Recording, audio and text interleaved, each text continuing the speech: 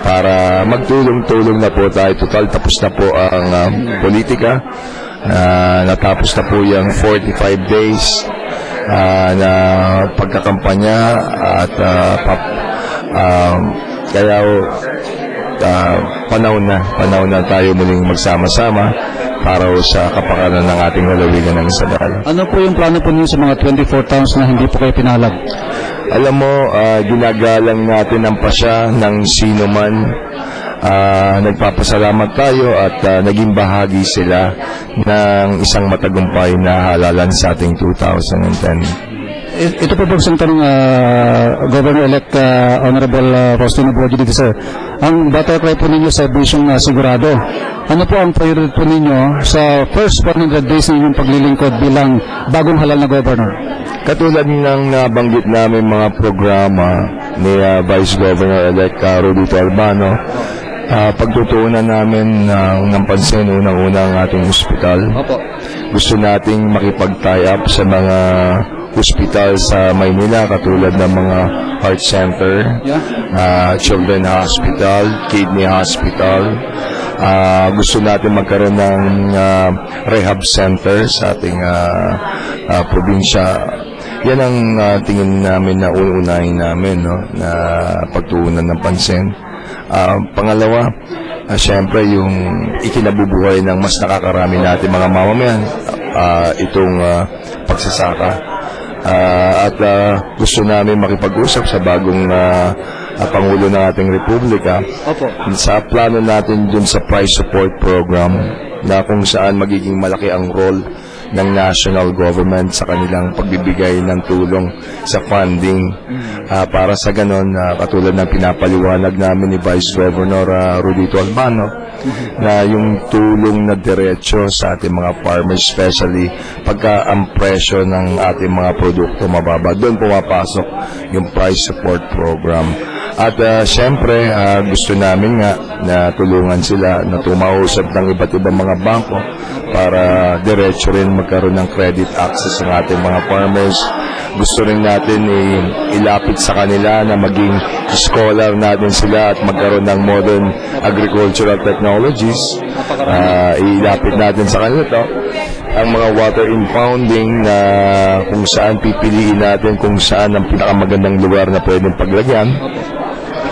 Hilingin natin ang tulong ng Department of Environment dahil gusto natin malaman kung anong mga uri yung mga lupa sa iba't iba nating bayan para sa ganon, maliban sa traditional na tinatanim natin na mais, palay o di kaya tabako sa ibang lugar natin, ang gusto natin ay isipin, malaman natin kung ano pa mga pwedeng maitanim sa iba't iba natin lugar para sa ganon ay maraming pagpilian ng ating mga farmers. Gusto rin namin yung scholarship program na kung saan ika-classify natin ang mga farmers kasi maraming mga farmers din na mayayaman, Julius, di ba? May mga farmers naman talagang kapos at hindi lamang doon yung mga kontratista na mga nagsasaka.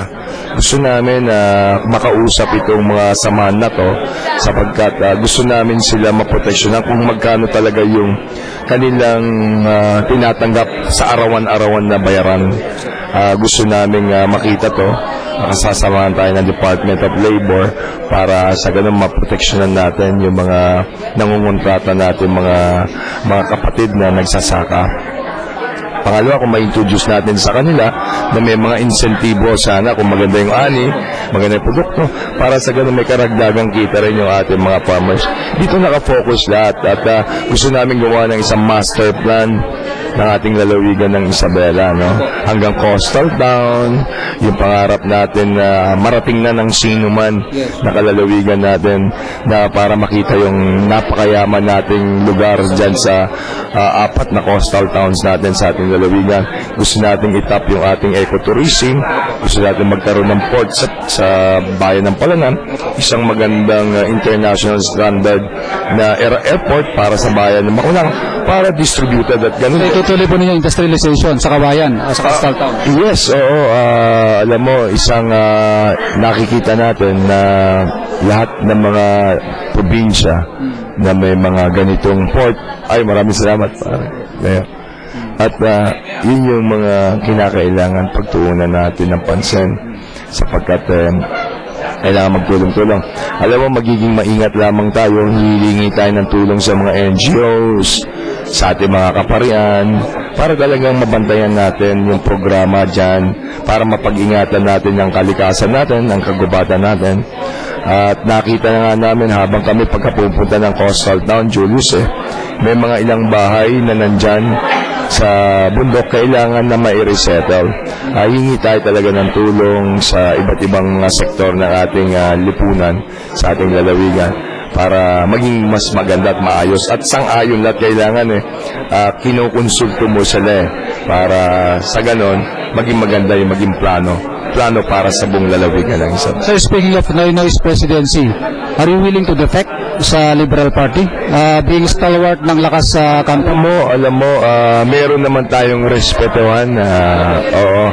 Alam mo, regardless of party affiliation, sa tingin ko hindi magiging factor yon kung maganda naman ang intention ng isang lokal o isang chief executive at ganun din ang ating Pangulo. Kung katulad nga niyan, may plano nga kami, kaya nga sabi ko, talagang gusto namin magkaroon ng audience sa kanya para ma-introduce sa kanya itong programa na kung saan matutulungan natin ang mga farmers. Kinakailangan kasi natin ng pondo na manggagaling sa national government na itong price support program na gusto namin ni Vice Governor Rudito Albano. Kaya ito yung gusto namin makaharap ang bagong elect na presidente ng ating bansa. So halos lahat po ng towns sa 4th District, sir, hindi po tayo pinalad. Ano po yung plano po ninyo? Are you open for extension of capital in the South para lalong bumalik na ng balik ang simpatya nila sa inyo? Not necessarily kasi alam mo, siguro alam nila kakilala yung ugali natin at ugali rin ni Vice Governor Rudito Albano.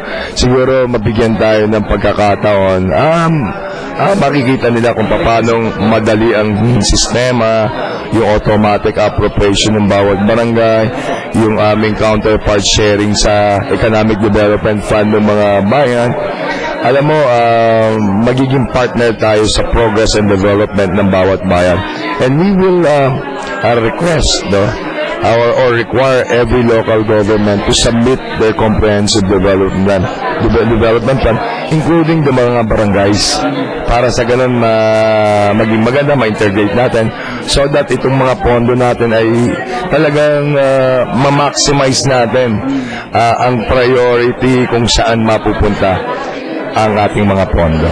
Nag-nervous po ba kayo itong halalan na ito sapagkat nangyari na po kay former Gov. Junior D, and then the same fate happened to former Governor Dendi na nag-adjudge naman po ng Comelec Second Division na panalo po siya and it didn't prosper. Ano po ang feeling po ninyo ito? Julius, magkukunwari ako sa'yo pag sasabihin kong hindi. No? Siguro lahat naman ng sino man ay talagang medyo meron kang kaba o anuman takot pagka pumapasok ka. Subalit ako naman ay patuloy lang akong dumadalangin sa ating mahal na Panginoon at Marami po nagdarasal sa inyo. That includes me. kaya nga ako nagpapasalamat. Ang dami-daming natatanggap kong mga text messages. Humingi ako ng paumanin, Julius, kasi yung iba rito hindi ko na masagot sapagkat sunod-sunod, sabay-sabay na dumarating yung text messages sa akin. Talagang nakakataba naman ng puso, nakakabuhay ng loob, sapagkat talagang punong-puno ng suporta at pagmamahal at puro dalangin. Yun naman ang hangad natin, no? Na yun naman ang gusto ng lahat, ng sino man ay maging mapayapa at maayos ang halala. Bilang panghuli po, sir, ano po ang mensahe po ninyo kay outgoing Governor Grace Padaka? Siguro, importante dito magkaroon kami ng reconciliation at sabi ko nga, maging smooth sana yung transition at sa tingin ko naman wala naman magiging problema. Total kami naman yung Vice Governor Rudito Albano ay willing makipag-ugnayan, makipag-usap. Kaya naman ang gagawin po natin nga meron tayong hilingin. Hindi pa natin na-schedule, Julius, pero ganun pa man, meron na kaming usapan ni Vice Governor Rudito Albano na magpapa-schedule nga tayo ng Thanksgiving at the same time Reconciliation Mass this coming Sunday. At aanyayahan sa and siguro from there makakapag-start na